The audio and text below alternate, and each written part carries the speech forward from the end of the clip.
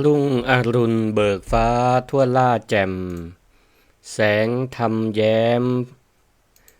เยือนถิ่นแผ่นดินเหนือชาวลำปางตื่นรับบุญจุนเจือธรรมะเอื้อเฟื้อเผื่อแผ่แก่กมลหมุนคลื่นมา97เมกะเฮิรตซ์สิ่งประเสริฐเกิดข้ามหาผลธรรมะยามเช้าขัดเกลาจิตใจคนสุขล้นพ้นทุกวันเสาร์จิตบรรเทาเมื่อแสงทองส่องนภาฟ้าสว่างหมอกจางๆพรมพลิ้วทั่วทิวเขาปลุกชีวาตื่นจากหลับระงับเบาคลายความเหงาด้วยธรรมะพระชินวรที่สวทลำปางทางอากาศธรรมศาสตร์ส่องใจด้วยคำสอนพระครูสิริธรรมบัณฑิตเอื้ออาทรมอบพรหมพรด้วยธรรมะชนะมารขอถวายความนอบน้อมต่อองค์พระรัตนตรัยอันมีพระพุทธเจ้าพระธรรมเจ้าพระสังฆเจ้าโดยมีพระพุทธเจ้าอันเป็นที่พึ่งอันประเสริฐของข้าพเจ้าพระธรรมเป็นที่พึ่งอันประเสริฐของข้าพเจ้าและพระสงฆ์อันเป็นที่พึ่งอันประเสริฐของข้าพเจ้าขอถวายความเคารพมายังพระมหาเถระพระเถรานุเถระครูบาอาจารย์เจ้าทุกตนทุกองค์ขอเจริญพรศรัทธาญาติโยมสาธุชนคนดีมีศีลมีธรรมทุกผู้ทุกท่านผู้ฟังรายการธรรมะยามเช้าโดยพระครูสิริธรรมบัณฑิตเจ้าอาวาสวัดมิ่งเมืองมูลตำบลพี่ชัยอำเภอเมืองจังหวัดลำปางอาจารย์วิทยาลัยสงฆ์นครลำปางมหาวิทยาลัยมหาจุฬาลงกรณราชวิทยาลัยวันนี้นำรายการธรรมะยามเช้าซึ่งก็เจ้าวันนี้ตรงกับเจ้าของวันเสาร์ที่8เดือนสิงหาคมพุทธศักราช 2569ซึ่งก็ขณะนี้ท่านทั้งหลายกำลังฟังรายการธรรมะยามเช้าทางคลื่นสถานีวิทยุกระจายเสียงแห่งประเทศไทยจังหวัดลำปางหรือสวทลำปาง FM 97เมกะเฮิรตซ์และก็คลื่นสีขาวเพื่อชาวประชาโดยเมตตาของท่านอาจารย์พระครูอภิวัฒนวิกรมที่ได้ลิงก์สัญญาณไปสู่คลื่นเครือข่ายสีขาวคลื่นสถานีวิทยุต่างๆเป็นต้นว่าของวัดบรรพตสถิต FM 106.50 ก็ดีซึ่งอาตมาภาพก็จะได้นำธรรมะซึ่งก็เป็นอาหารเสริมยามเจ้ามามาจ๋าด้วยภาษาง่ายๆฟังสบายและหวังว่าจะเป็นข้อคิดที่จะนำไปใช้ในชีวิตประจำวัน ของศรัทธาญาติโยมสาธุชนทั้งหลายได้เจ้าวันนี้ก็เรื่องที่จะได้คุยก็อาจจะเป็นเรื่องค่อนข้างนักหน่วงหลายครั้งที่ผ่านมาอย่างเช่นเหตุการณ์ตะวานี้ก็ตรงกับวันศุกร์ที่7สิงหาคมพศ2569ก็ได้เกิดเหตุการณ์สะเทือนใจขึ้นที่โรงเรียนเทพศิรินทร์นนทบุรีอำเภอบางกรวยจังหวัดนนทบุรีก็เป็นเหตุการณ์ที่สร้างความสูญเสียความตกอกตกใจและก็ความเศร้าสะเทือนใจให้กับคนจำนวนนักเมื่อได้ฟังข่าวนี้หลายคนก็คงจะมีคำถามคล้ายกันว่าเหตุอย่างนี้เกิดขึ้นได้จะใดและยิ่งกว่านั้นเฮาควรจะตั้งคำถามต่อไปว่าเฮาจะช่วยกันจะใดบ่ให้เหตุการณ์อย่างนี้เกิดขึ้นแหม เจ้าวันนี้อาตมาก็จะมาเล่ารายละเอียดของเหตุการณ์ความรุนแรงนานนักเกินความจำเป็นเพราะเฮาบ่ได้เอาความสูญเสียของไผมาเล่ามาเป็นเรื่องตื่นเต้นแต่เฮาจะนำเหตุการณ์ที่เกิดขึ้นมาเป็นกระจกส่องใจและเป็นบทเรียนร่วมกันว่าเมื่อมนุษย์เฮามีความทุกข์มีความโกรธมีความคับแค้นใจหรือรู้สึกว่าตัวเก่าบ่มีทางออกเฮาจะช่วยกันจะใดก่อนที่ไฟน้อยๆในใจจะลุกลามบานปลายจนกลายเป็นความสูญเสียอันยิ่งใหญ่อาตมาก็ขอน้อมจิตแสดงความเสียใจต่อครอบครัวผู้เสียชีวิตขอส่งกำลังใจไปยังผู้ได้รับบาดเจ็บคณะครูนักเรียนบุคลากรตลอดจนถึงเจ้าหน้าที่ทุกฝ่ายที่เกี่ยวข้องกับเหตุการณ์นี้ขอให้เฮาตั้งหลายได้สงบนิ่งกันสักครู่แล้วนึกถึงความจริงว่าคนที่จากไปตะวานี้บางคนก็อาจจะออกบ้านโดยบ่ฮู้เลยว่าอันนั้นจะเป็นการจากกันครั้งสุดท้ายคนในครอบครัวก็อาจจะบ่ฮู้เลยว่ากำอู้ธรรมดาของเมื่อเจ้าจะกลายเป็นกำอู้สุดท้ายที่ได้อู้ต่อกันเพราะฉะนั้นเหตุการณ์นี้กำลังสอนให้เฮาว่าชีวิตนั้นบ่แน่นอนและในขณะเดียวกันก็สอนว่าความรุนแรงบ่ควรถูกปล่อยให้มันเติบโตจนถึงจุดที่มันสายเกินแก้ก็เลยได้ตั้งชื่อหัวข้อธรรมะในเจ้าวันนี้ว่าดับไฟโกรธด้วยเมตตาเยียวยาน้ำตาด้วยสติชื่อเรื่องนี้ ก็ชวนให้เฮาคิดได้ว่าก่อนที่มือของเฮาคนหนึ่งจะไปทำร้ายไผในใจของเฮามักจะมีอย่างบางอย่างเกิดขึ้นก่อนอาจจะเป็นความโกรธความคับข้องมองใจความเครียดความรู้สึกโดดเดี่ยวความรู้สึกผิดหวังหรือความคิดว่าตัวเก่าบ่มีทางออกแต่ตรงนี้ขอให้เฮาเข้าใจได้ชัดว่าคนที่มีความเครียด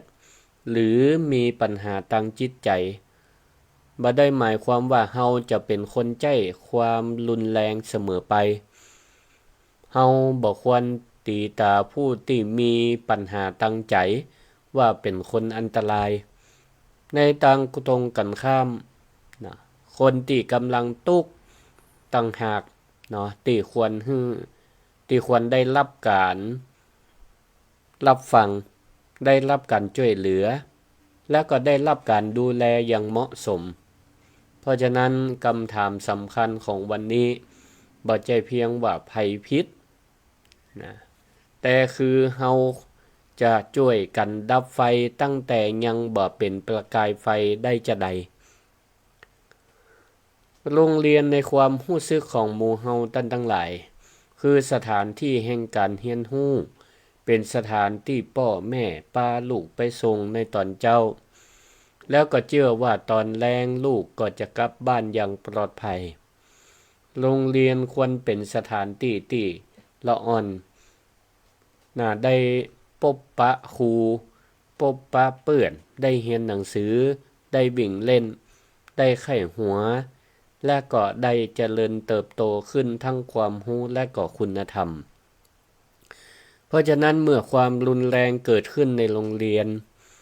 สิ่งที่เสียหายบ่ได้เพียงร่างกายของคนที่ได้รับบาดเจ็บเท่านั้น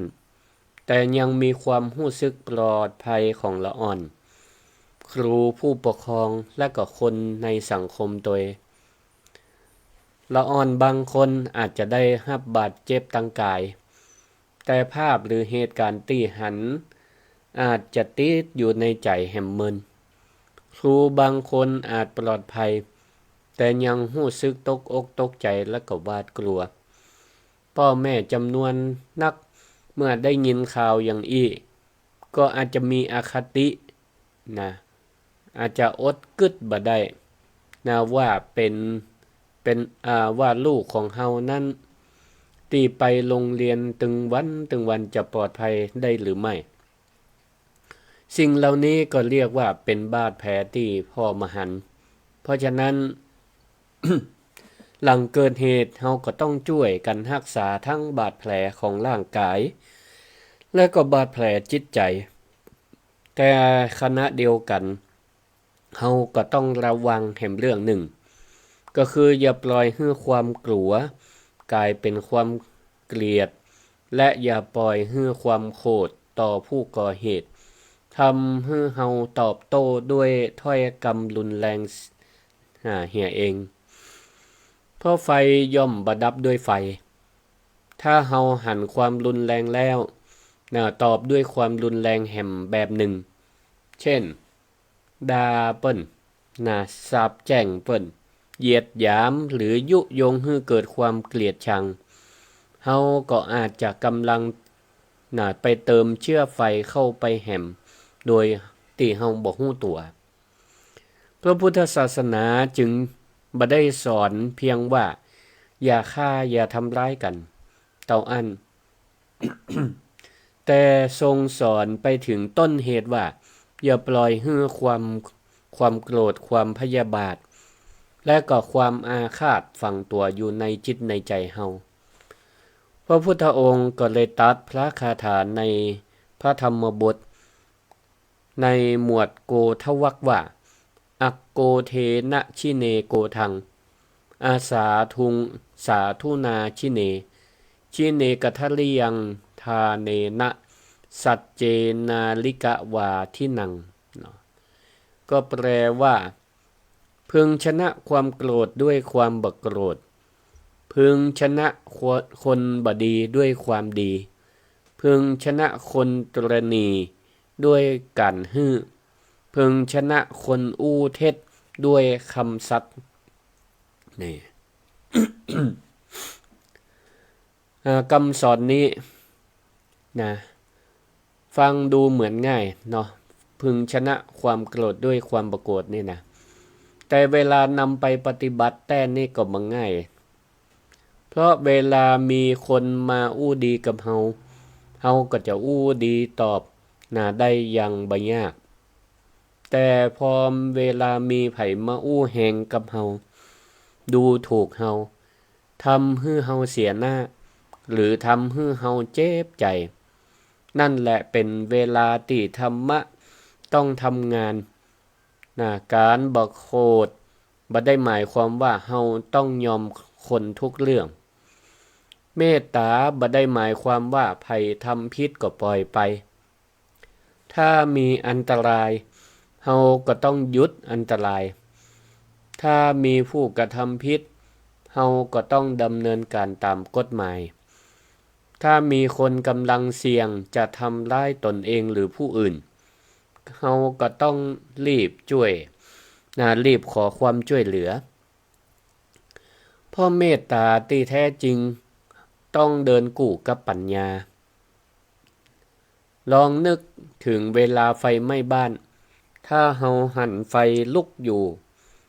แล้วเฮาอู้ว่าไฟเอ้ยขอให้มีความสุขเนอะอย่างนี้ก็บ่เรียกว่าเมตตาเพราะบ้านคงจะไหม้ไปเหี่ยวก่อนเมตตาที่มีปัญญาก็คือเฮาต้องช่วยคนออกจากพื้นที่อันตรายให้ได้ต้องห้องเจ้าหน้าที่ต้องช่วยกันดับไฟแต่เมื่อไฟดับแล้วก็ต้องกลับมาหาสาเหตุว่าไฟเกิดจากอันหยังและจะป้องกันอย่างใดบ่ให้มันเกิดซ้ำขึ้นอีกเรื่องของความโกรธก็เหมือนกันก็ต้องหยุดเหตุช่วยคนเยียวยาเยียวยาใจแล้วก็แก้ปัจจัยแก้สาเหตุในอรรถกถาธรรมบท มีเรื่องของนางอุตราอุบาสิกาเป็นเรื่องประกอบในพระคาถานี้ นางอุตราเป็นผู้มีศรัทธาและก็เป็นคนมีเมตตา ต่อมาก็มีแม่หญิงคนหนึ่ง เกิดความหึงหวง และก็โคดนางถึงกับคิดจะทำร้ายนาง แต่สิ่งที่น่าสนใจก็คือว่าขณะที่แหมไฟหนึ่งฮ้อนด้วยความโคดนางอุตราก็กลับมายอมฮ้อนตวยนางก็ตั้งจิตเมตตาบ่ปล่อยให้ความโคดของคนอื่นวิ่งเข้ามายึดครองในใจตัวเก่า อันนี้เป็นบทเรียนสำคัญนะคนอื่นอาจจะส่งความโคดมาให้เฮาแต่เฮาก็บ่จำเป็นจะต้องรับไว้ทั้งหมดอาตมาขอเปรียบง่ายๆเหมือนกับคนส่งพัสดุมาที่บ้านเฮา ถ้าเฮาบ่เซ็นรับพัสดุก็กลับไปหาคนส่งความโคดก็คล้ายกันเขาด่าเฮาถ้าเฮาด่ากลับไปทันทีมันก็เท่ากับว่าเฮานั้นได้เซ็นรับพัสดุเป็นที่เรียบร้อยยอมรับพัสดุนั้นแต่ถ้าเฮาหยุด มีสติและก็พิจารณาว่าสิ่งที่เปิ้นอู้นั้นจริงหรือไม่ถ้ามันจริงมันแท้ก็เอามาปรับปรุงถ้ามันบ่จริงบ่แท้ก็บ่จำเป็นต้องเอามาเผาใจตัวเฮาอันนี้คือการชนะความโคตรด้วยความบ่โคตรความโคตรในทางพระพุทธศาสนาเปิ้นเรียกว่าโทสะเนาะโทสะคือสภาพจิตที่มันคัดเคืองบ่พอใจใครพักใส่สิ่งที่ตัวเก่าบ่ชอบความโกรธนั้นบ่ได้เกิดขึ้นเตื้อเดียวแล้วก็รุนแรงทันทีส่วนใหญ่แล้วมันก็จะก้อยๆเพิ่มระดับเริ่มจากความขุ่นใจจากความขุ่นใจก็กลายเป็นความงุดงิดใจจากความงุดงิดใจก็กลายเป็นความโกรธจากความโกรธถ้ายังเอาไปกึดซ้ำๆก็จะกลายเป็นความอาฆาตหรือความพยาบาทเมื่อความโกรธแรงนักแล้วสติอ่อนลงการกระทำที่บ่ควรเกิดขึ้นก็อาจจะเกิดขึ้นได้เพราะฉะนั้นคนฉลาดบ่รอให้ไฟลุกเต็มบ้านแล้วก็ก้อยหาน้ำเขาดับตั้งแต่หันควันละใจของเฮาก็เช่นกันศรัทธาญาติโยมทั้งหลายต้องรู้จักความโกรธตั้งแต่มันยังเบาอยู่ถ้าเริ่มความรู้สึกหัวใจเต้นแรงหน้าเริ่มฮ้อนเสียงเริ่มดังมือเริ่มสั่นหรืออยากจะตอบโต้แหมไฟทันทีคือรู้ว่าตอนนี้ไฟกำลังจะเริ่มคุกรุ่นแล้ว เฮาก็วิธีแก้เนี่ยจะได้ก็อย่าเพิ่งอู้อันหยังเตื้ออย่าเพิ่งไปพิมพ์ข้อความในคอมเมนต์เตื้ออย่าเพิ่งไปโพสต์อันหยังลง Facebook หรือแอปต่างๆเตื้ออย่าเพิ่งตัดสินใจเรื่องใหญ่เตื้อให้เฮาหยุดก่อน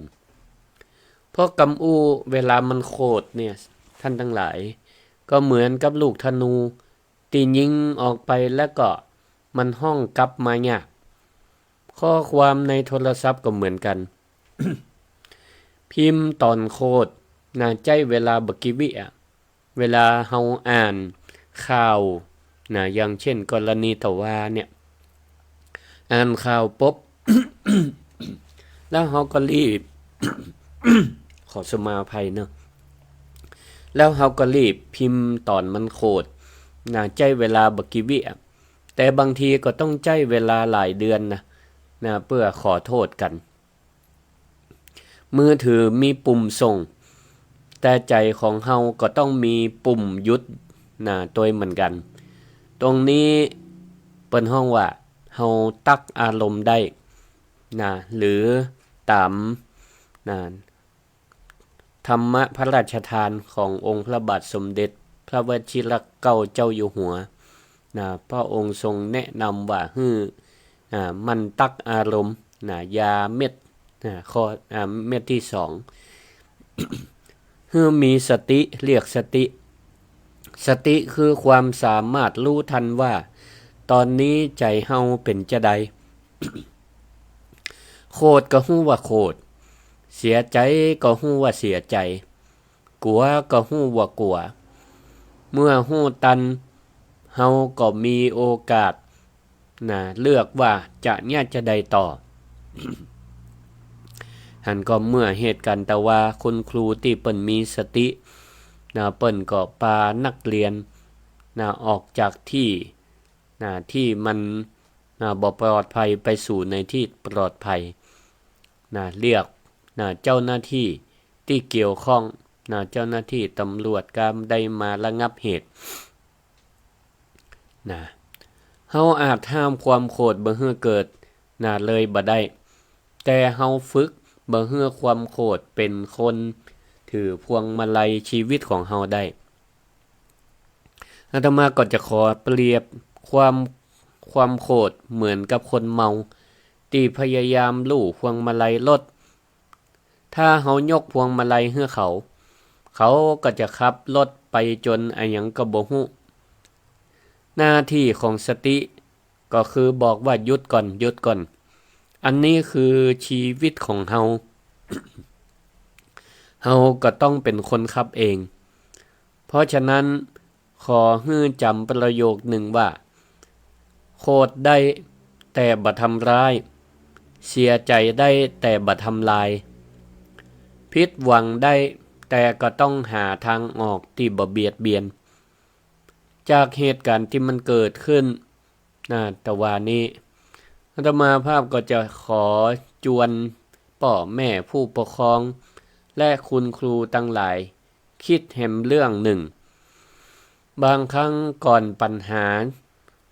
รุนแรงจะเกิดขึ้นคนที่กำลังตุกอาจจะเคยส่งสัญญาณบางอย่างออกมาแล้วเพียงแต่คนรอบข้างพอบ่หันหรือบ่ฮู้ว่าอันนั้นคือสัญญาณที่ควรใส่ใจลองสมมติว่าละอ่อนคนหนึ่งปิกบ้านจากโรงเรียนทุกวันเขามักจะเรียกหาป่อเรียกหาแม่หรือเล่าเรื่องที่โรงเรียนให้ฟังแต่วันนี้กลับเข้าห้องปิดประตูและก็เงียบผิดปกติแม่เคาะประตูแล้วก็ถามว่าเป็นอันหยังก็ลูกก็ตอบว่าเปล่าบ่มีอันหยังคำว่าเปล่าบ่มีอันหยังของละอ่อนบางครั้งบ่ได้ว่าบ่มีอันหยังเลยแต่อาจจะหมายความว่าผมยังบ่พร้อมที่จะเล่าถ้าพ่อแม่ได้ยินคำว่าเปล่าบ่มีอันหยังแล้วก็เดินจากไปทันทีโอกาสหนึ่งในการเข้าใจลูกก็อาจจะผ่านไปแต่ถ้าเฮาอู้ว่าบ่เป็นหยังถ้ายังบ่อยากเล่าตอนนี้แต่ถ้าพร้อมเมื่อใดพ่อแม่ก็อยู่ตรงนี้พ่อแม่พร้อมที่จะฟังเรื่องราวต่างๆจากลูกเนอะประโยคนี้ก็ดูธรรมดานะแต่สำหรับคนที่กำลังรู้สึกโดดเดี่ยวอาจจะมีความหมายนะเพราะมันกำลังจะบอกว่าเธอบ่ได้อยู่คนเดียวเมื่อละอ่อนมาฟังหรือละอ่อนมาเล่าเรื่องที่ทำให้เขาตุกใจสิ่งแรกที่ผู้ใหญ่ควรทำอาจบ่ใจรีบสอนบางครั้งก็ต้องฟังก่อนถ้าลูกบอกว่าผมเฮียนบ่ไหวแล้วอย่าเพิ่งตอบว่าแค่นี้เองสมัยพ่อก็นักกว่านี้แฮมสมัยแม่ก็นักกว่านี้แฮมเพราะลูกบ่ได้ถามว่าสมัยไผลำบากกว่าเขากำลังบอกว่าตอนนี้เขานักตอนนี้ผมนักคำว่าแค่นี้เองสำหรับคนก็อาจจะเป็นเรื่องเล็กเรื่องน้อยแต่สำหรับคนฟังอาจจะนักเต่าภูเขาก็ได้ลองเปลี่ยนเป็นคำว่าแม่ฟังอยู่เนอะ เล่าให้แม่ฟังได้หรือตอนนี้ลูกอยากให้พ่อแม่ช่วยอันหยังพ่องคำถามแบบนี้บ่ได้ทำให้ละอ่อนอ่อนแอแต่ทำให้ละอ่อนได้เรียนรู้ว่าเมื่อมีปัญหาเฮาสามารถขอความช่วยเหลือได้อันนี้เป็นสิ่งสำคัญคนที่รู้สึกตัวเก่าว่ามีทางเลือกรู้สึกว่ามีตัวเก่ามีทางเลือกจะบ่ได้รู้สึกว่าชีวิตมีเพียงทางตันเพราะฉะนั้นบ้านก็ต้องเป็นพื้นที่ที่สมาชิกสามารถอู้ได้ว่าวันนี้ฉันบ่ไหวโดยบ่ถูกไข้หัวใส่บ่ถูกอู้ประชดประชันใส่บ่อู้เสียดสีใส่บ่ถูกตำหนิใส่ทันทีครอบครัวบ่จำเป็นต้องแก้ปัญหาได้ทุกเรื่องแต่ครอบครัวก็ควรจะเป็นสถานีแรกที่ลูกกล้ามาจอดโรงเรียนก็เช่นเดียวกันครูบ่ได้มีหน้าที่สอนเพียงความรู้ในตำราเต้าอั้นแต่ครูเป็นผู้ใหญ่ที่อยู่ใกล้ละอ่อนจำนวนนักในแต่ละวันจึงอาจจะมองหันการเปลี่ยนแปลงบางอย่างได้ เช่นละอ่อนที่เคยล่าเริงแต่กลับเงียบผิดปกติละอ่อนที่เริ่มแยกตัวบ่มาโรงเรียนบ่อยหรืออู้ถึงการทำลายตัวเก่าหรือคนอื่นเมื่อเฮาพบสัญญาณที่น่ากังวลใจก็บ่ควรรีบสรุปว่าละอ่อนดื้อหรือเดี๋ยวก็ดีขึ้นเองควรมีคนเข้าไปคุยอย่างเหมาะสมที่เปิ้นว่ามันมีที่เฮาว่ามีครูฝ่ายแนะแนวกาครูฝ่ายปกครองกาเนาะเวลาเกิดอันหยังเฮาก็ต้องเข้าไปคุยอย่างเหมาะสมหากเกินกำลังก็ต้องควรประสานผู้ปกครองหรือผู้เชี่ยวชาญบางครั้งละอ่อนบ่ได้ต้องการคนสอนทันทีแต่ต้องการคนฟังก่อน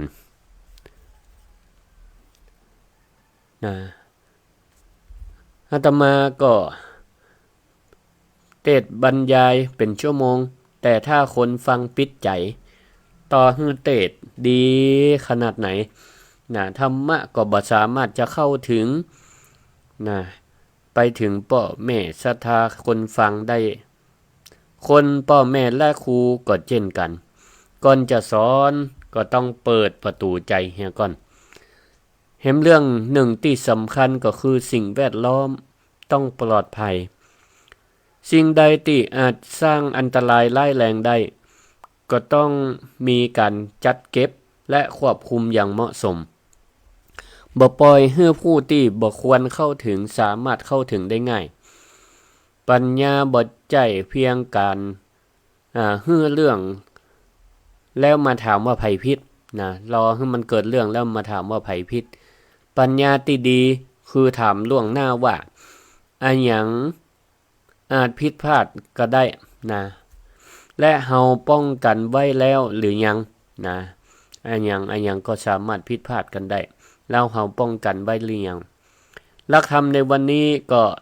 สรุปเป็น4ประตูป้องกันภัยในใจเฮาเนอะประตูแรกก็คือบ้านรับฟัง2ประตูที่2โรงเรียนก็ต้องสังเกตประตูที่3สิ่งแวดล้อมก็ต้องปลอดภัยประตูที่4คือใจก็ต้องมีสติบ้านรับฟังหมายความว่าคนในครอบครัวก็กล้าอู้กล้าเล่ากล้าขอความช่วยเหลือโรงเรียนสังเกตหมายความว่าบ่ปล่อยให้ความทุกข์ของละอ่อนผ่านสายตาไปโดยบ่มีไผใส่ใจสิ่งแวดล้อมปลอดภัยก็หมายถึงว่าลดโอกาสที่ความคิดชั่ววูบจะกลายเป็นเหตุร้ายส่วนใจมีสติคือแต่ละคนก็ต้องฝึกเบรกอารมณ์ของตัวเก่าทั้งหมดนี้ก็ต้องทำงานร่วมกันเฮาบ่ควรโยนภาระให้ครอบครัวอย่างเดียวบ่ควรโยนภ าระปฏิโรงเรียนอย่างเดียวและก็บ่ควรบอกว่าเป็นเรื่องของละอ่อนแต่ละคนเท่านั้นสังคมปลอดภัยเกิดจากหลายฝ่ายได้ช่วยกันเหมือนกับบ้านหลังหนึ่งมันจะมั่นคงแข็งแรงนะจะมั่นคงแข็งแรงบ่ได้เพราะมีเสาต้นเดียวต้องมีหลายเสาช่วยกันรับน้ำหนักของบ้านหลังนั้นได้ศรัทธาท่านผู้ฟังทั้งหลายอาตมาก็ขอฝากธรรมะให้ศรัทธาทั้งหลายได้เอาไปประยุกต์ใจคำว่าบ้านต้องเป็นที่พักตั้งใจบ่ใจสารบ่ได้หมายความว่าพ่อแม่จะบ่ตักเตือนลูกตักเตือนได้มีกฎได้มีวินัยได้แต่ต้องบ่ทำลายศักดิ์ศรีของคนอู้ว่าสิ่งที่ลูกทำนั่นบ่ถูกดีกว่าอู้ว่าลูกเป็นคนบ่ดีเนอะประโยคแรกนั่นแก้ติพฤติกรรมส่วนประโยคหลังนั้นทำลายติตัวตนของคนเมตตาที่บ่มีวินัยอาจจะกลายเป็นการต้อยใจแต่วินัยที่บ่มีเมตตาก็อาจจะกลายเป็นความกดดันได้เพราะฉะนั้นเราก็ต้องเดินทางสายกลางก่อนที่จะเข้าสู่ช่วงเปิดสายให้ศรัทธาได้โทรเข้ามาก็อู้ด้วยกรรมสั้นๆ4กรรมก็คือเห็นฟังหยุดช่วยอันนี้แนวทางกรรมแรกคือเห็นคือเห็นคนรอบตัวอย่าเห็นแต่หน้าจอมือถือพ่อแม่ก็ลองพอหน้าลูกของครูก็ลองพอนักเรียนให้ครบนักเรียนที่อยู่ในการดูแลสามีภรรยาก็ลองพอสังเกตซึ่งกันและกันบางคนอู้ว่าบ่เป็นหยังแต่สีหน้าก็อาจจะกำลังบอกว่าช่วยถามฉันแหมข้างได้ก่อส่วนกรรมที่2ก็คือฟังหมายความว่าเฮาฟังโดยบ่รีบตัดสินใจเตื้อฟังให้จบก่อนฟังเพื่อให้ได้เข้าใจบ่ใช่ฟังเพื่อหาจังหวะที่จะสวนกลับทันทีการฟังบ่ได้แปลความว่าเฮาต้องหันด้วยทุกเรื่องแต่หมายความว่าเฮาให้เกียรติความรู้สึกของคนที่กำลังอู้อยู่ส่วนกรรมที่3คือหยุดหมายความว่าเวลาโกรธให้หยุดก่อนอาตมาอยากให้ศรัทธาญาติโยมคนฟังทั้งหลายใจวิธีง่ายๆคือ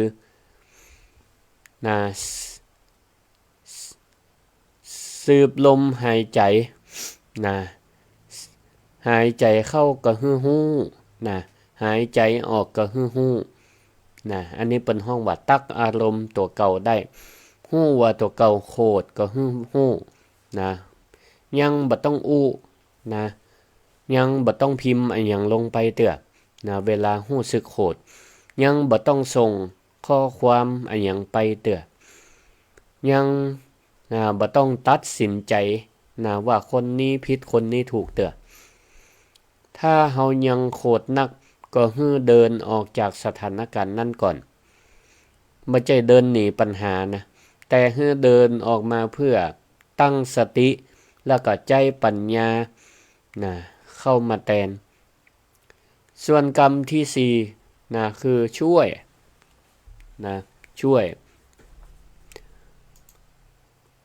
เมื่อเฮาหันไผมีความทุกข์ก็อย่าเพิ่งรับเรื่องไว้คนเดียวช่วยเชื่อมเขาไปหาคนที่เหมาะสม บางเทื่อเฮาก็บ่สามารถที่จะแก้ปัญหาของคนที่มาสะท้อนมาอู้ให้เฮาฟังได้เฮาก็ต้องช่วยช่วยเชื่อมช่วยเชื่อมให้เขาไปหาคนที่เหมาะสมอาจจะเป็นพ่อแม่ครูบาอาจารย์ผู้บริหารหมอหรือนักจิตวิทยาหรือคนที่มีหน้าที่ดูแลถ้ามีความเสี่ยงต่อความปลอดภัยก็ต้องให้ความปลอดภัยมาก่อนเพราะบางเรื่องเก็บเป็นความลับได้แต่เรื่องที่อาจจะเป็นอันตรายต่อชีวิตก็บ่ควรเก็บไว้คนเดียวศรัทธาญาติโยมทั้งหลายก็ขอให้จำง่ายๆว่าเห็นทุกข์อย่ามองผ่านฟังนานอย่าด่วนตัดสินหยุดโกรธก่อนทำตามอารมณ์ช่วยกันก่อนทุกอย่างจะสายไปก็ขอฝากศรัทธาญาติโยมไว้ว่าความรุนแรงนั้นบ่เริ่มที่มือแต่มักจะเริ่มจากไฟในใจสังคมที่ปลอดภัยก็ต้องช่วยกันดับไฟตั้งแต่ยังบ่เป็นประกายอย่ารอให้ไผร้องดังจึงรู้ว่าเขามีความทุกข์เพราะบางคนกำลังห้องขอความช่วยเหลือด้วยความเงียบก็มีพระพุทธเจ้าจึงตรัสว่าอโกเทนะชิเนโกทังแปลว่าจงชนะความโกรธด้วยความบ่โกรธมาได้หมายถึงให้เฮานั้นเป็นคนอ่อนแอแต่หมายถึงให้เฮานั้นเป็นคนเข้มแข็งพอที่จะบ่ปล่อยให้ความโกรธและเป็นคนตัดสินใจแทนเฮา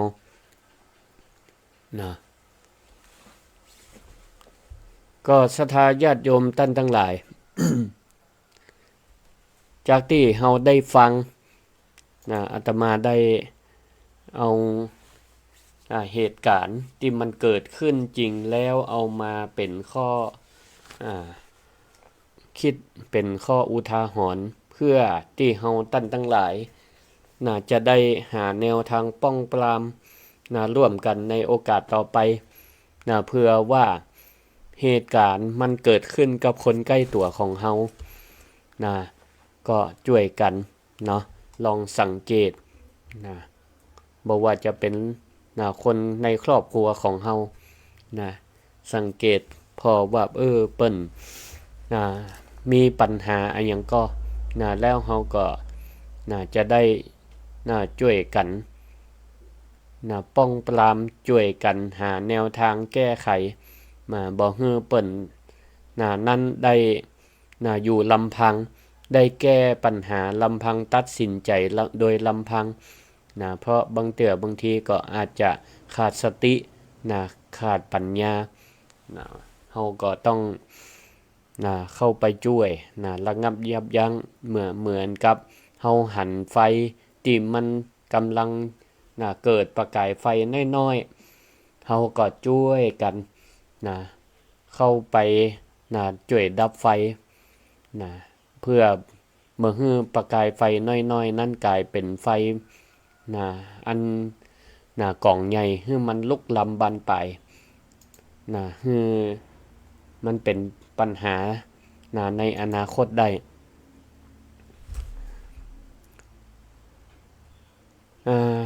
ศรัทธาญาติโยมท่านสาธุชนทั้งหลายก็ใครจะมีข้อคิดแลกเปลี่ยนอันใดก็สามารถโทรเข้ามาแลกเปลี่ยน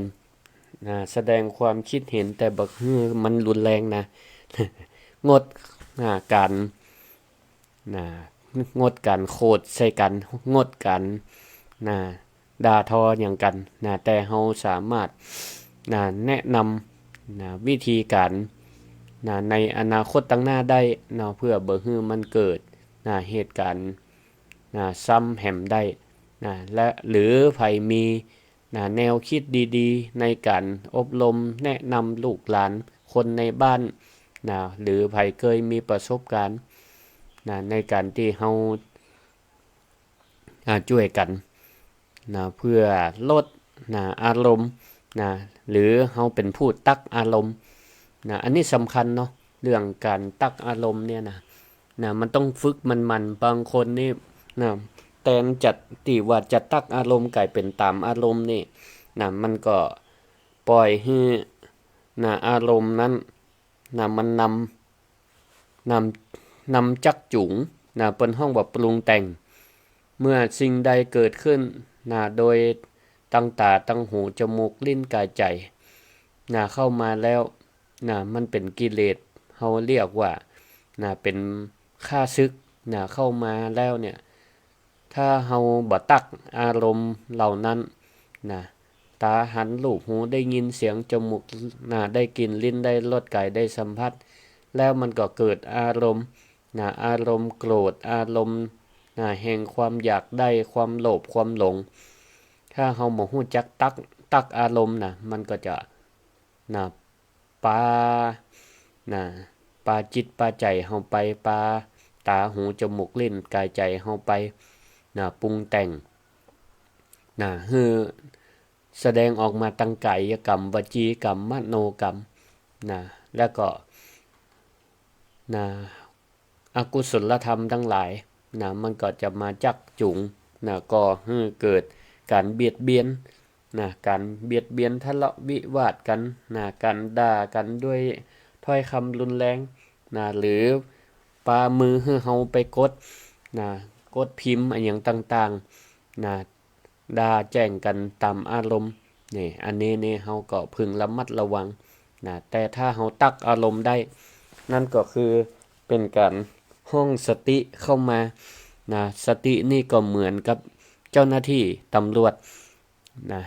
เวลาเฮาหันขโมยเข้าบ้านเฮาเนี่ยก็คืออารมณ์เนี่ยความโลภความโกรธความหลงกิเลสเข้ามาบ้านเฮาก็ต้องรีบแจ้งตำรวจในที่นี้ก็คือตัวสติแล้วก็ตำรวจก็จะน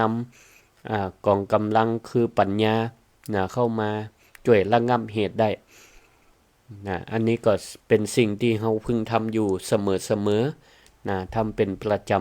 ำนะจะไปปล่อยจักซึกเข้าบ้านเปิดประตูต้อนรับมันเข้ามามันก็บ่มีเข้ามาปล้นบ้านปล้นจองเฮาเอาวัตถุสิ่งของมีค่าออกไปปาจิตปาใจเฮาไปในทางอบายศรัทธาญาติโยมทั้งหลายก็ไผฟังตั้งใดอยู่ก็โทรเข้ามาได้064 949 5999ในระหว่างที่รอสายจากท่านผู้ฟังนี้ก็อยากจะชวนครอบครัวลองมาทำกิจกรรมง่ายๆเรียกว่า15นาทีแห่งการฟังเลือกคนในครอบครัวสักคนหนึ่งอาจจะเป็นลูกเป็นหลานเป็นป่อเป็นแม่เป็นสามีภรรยาแล้วก็ถามเขาสั้นๆว่าช่วงนี้มีอะไรอย่างนักอกนักใจพ่องนี่อย่างวันนี้เป็นวันเสาร์เป็นวันหยุด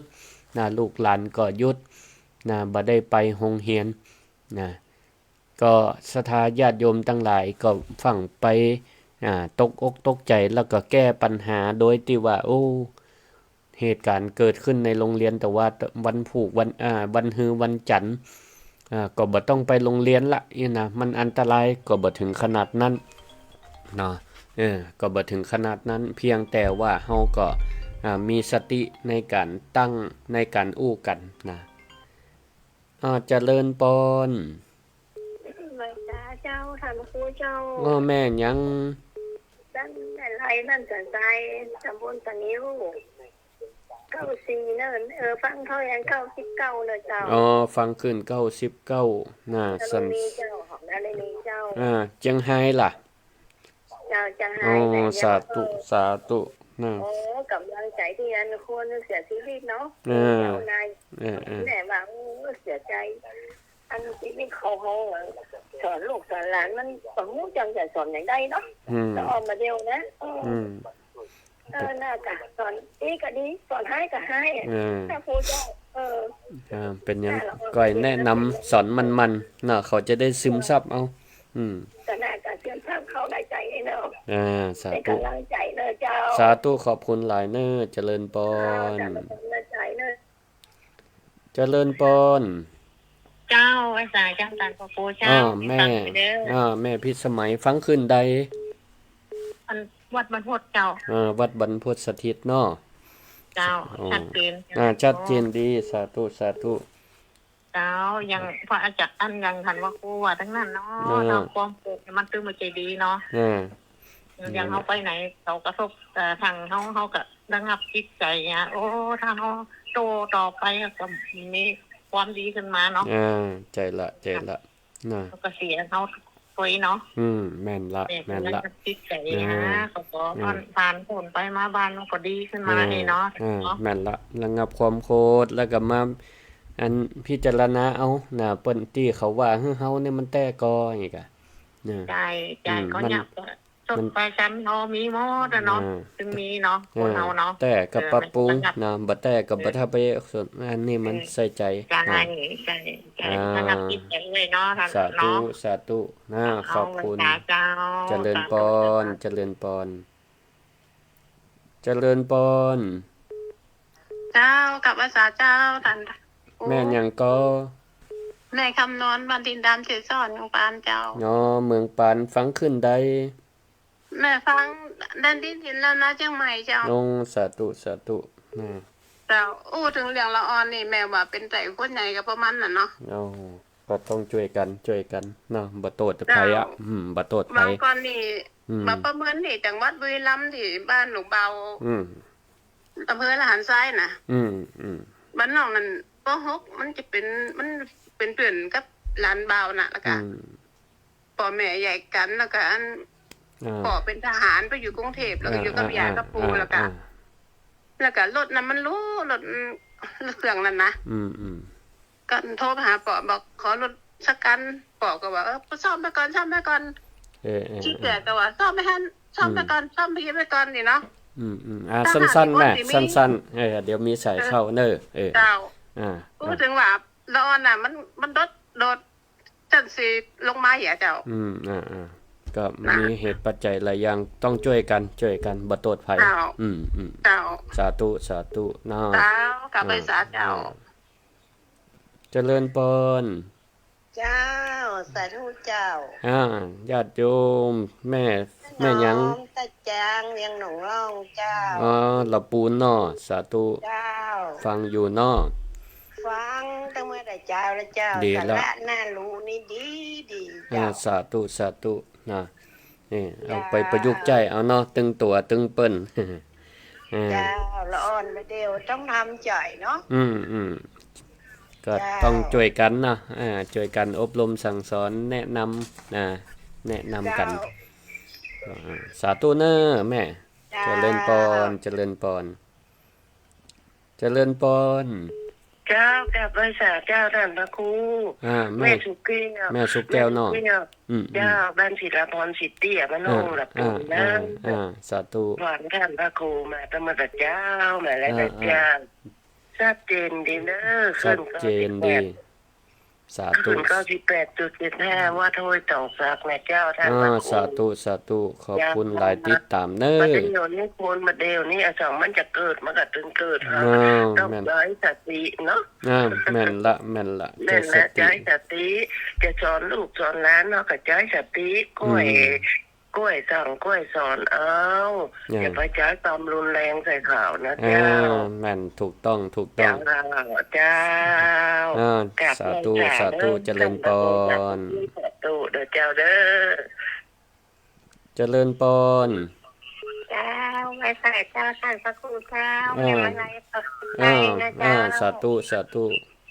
จ้าฟังขึ้นยังใจที่ดีมากเนาะท่านพระครูเนาะช่วยกันแม่บ่รู้ลูกแม่ก็พยายาม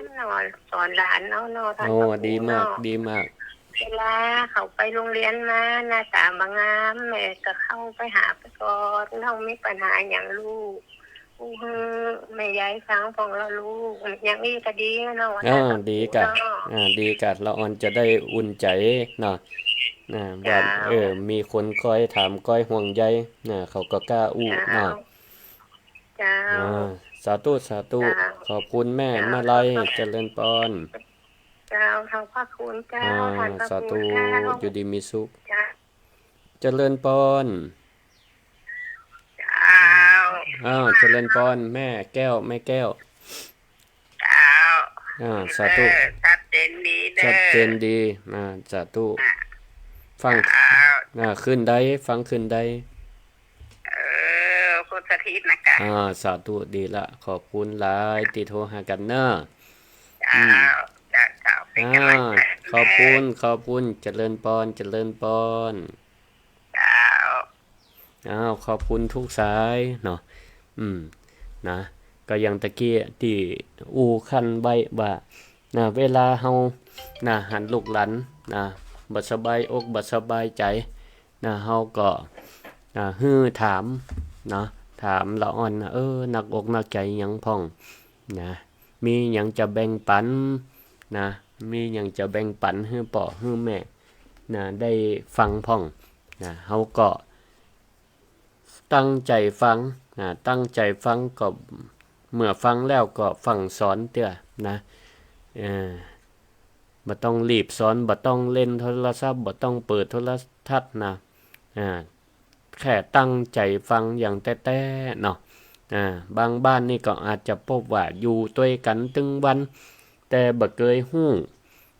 บ่เคยฮู้เลยว่าแห่มคนกำลังฮู้สึกจะใดเนาะโลกตึงวันนี้มีเครื่องมือสื่อสารนักขึ้นโทรศัพท์ดีขึ้นอินเทอร์เน็ตก็เร็วขึ้นวิดีโอคอลหากันแม้อยู่คนละประเทศแต่บางครั้งเฮาก็กลับเข้าใจกันน้อยลงเจริญพร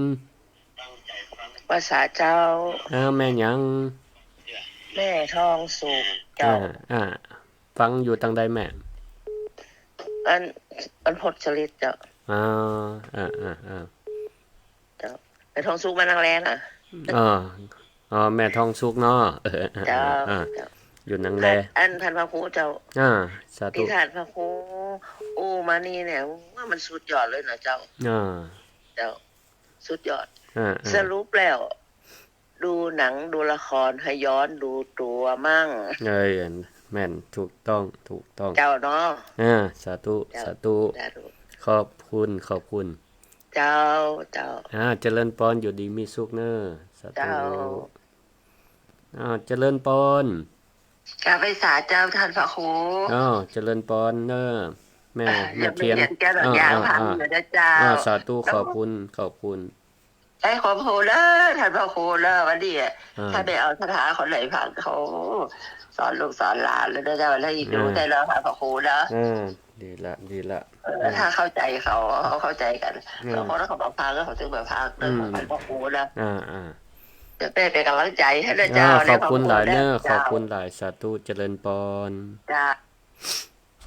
เนาะมาเดี๋ยวนี้ยุคเจริญเนาะมี Wi-Fi เต็มบ้านแต่ใจนี่กับถามว่าว ายภาษาอังกฤษแปลว่าทำไมเกิดคำถามอยู่ตลอดว่าจะได้บ่มีไผเข้าใจบางแต่ตัวเฮาก็เหมือนกันนะการสื่อสารนี่มันเปิดกว้างแต่บางแต่ก็ย้อนถามตัวเก่าว่าจะได้มีไผเข้าใจเฮาพ้องเทคโนโลยีเชื่อมเครื่องมือสื่อสารไปนักแต่เมตตาเนี่ยเฮาพยายามเชื่อมใจเฮือเข้ากับตัวเฮาพ้องเฮือเข้ากับคนอื่นพ้องเชื่อมเมตตาต่อกันความปรารถนาดีต่อกันปรารถนาให้เปิ้นมีความสุขเพราะฉะนั้นอย่ามีแต่สัญญาณอินเทอร์เน็ตดีแต่ให้มีสัญญาณใจถึงกันตัวเชื่อมโยงใจหากันเริ่มจากคนในครอบครัวเริ่มจากตัวเฮาก่อนเชื่อมใจแปลงใจของเฮาให้มีสัมมาทิฏฐิสัมมาทิฏฐิก็คือมีความหันที่มันถูกต้องฟังคำนำคำธรรมคำสอนของพระพุทธเจ้าก็แปลงใจให้มีสัมมาทิฏฐิมีความหันถูกต้อง ฮู้แยกแยะได้ว่าสิ่งนี้เป็นคุณสิ่งนี้เป็นโทษสิ่งนี้เป็นประโยชน์สิ่งนี้บ่เป็นประโยชน์สิ่งนี้ดีสิ่งนี้ควรทำสิ่งนี้บ่ควรทำอันนี้เป็นห้องว่าเป็นสัมมาทิฏฐิเนาะศรัทธาญาติโยมท่านทั้งหลายเนาะก่อนที่เราจะจบรายการในวันนี้อาตมาก็ขอสรุปให้สั้นๆว่าเหตุการณ์สะเทือนใจที่มันเกิดขึ้นบ่ควรจบลงเพียงแต่ความเศร้านะศรัทธาฟังแล้วจะไปฟังเศร้าสลดหดหูใจจะไปฟังแสดงความโกรธต่อผู้ก่อเหตุเด้อหรือไปกล่าวโทษซึ่งกันและกันเด้อเฮาควรเปลี่ยนความเศร้าให้มันเป็นสติเปลี่ยนความเศร้าให้มันเป็นสติเปลี่ยนความกลัวให้มันเป็นความระมัดระวังขึ้นเปลี่ยนความโกรธให้มันเป็นปัญญาแล้วก็เปลี่ยนคำถามจากที่จะจ้องถามว่าภัยพิษมาเป็นว่าเฮาจะช่วยกันป้องกันจะได้ตามที่ได้แนะนำไปว่าเห็นฟังหยุดแล้วก็ช่วย